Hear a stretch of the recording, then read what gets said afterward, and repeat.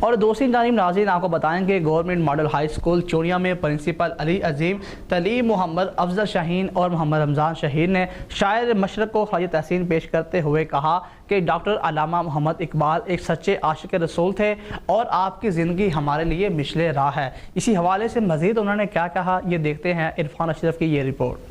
جی بالکل، government model high school چونیا میں principal علی اعظم ماہر تعلیم محمد افضل شاہین اور محمد رمضان شاہین نے شاعر مشرق کو خراج تحسین پیش کرتے ہوئے کہا کہ حکیم الامت شاعر مشرق مفکر و مصور پاکستان ڈاکٹر علامہ محمد اقبال ایک سچے عاشق رسول تھے اور آپ کی زندگی ہمارے لیے مشعل راہ ہے۔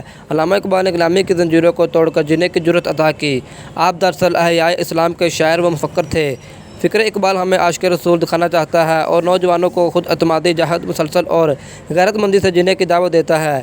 ماہر تعلیم محمد افضل شاہین نے مزید کہا کہ فکر اقبال پاکستانی قوم اور حکمرانوں کے لیے کامیابی کا زینہ ہے۔ علامہ اقبال نوجوانوں میں شاہین جیسی خصوصیات دیکھنا چاہتے تھے۔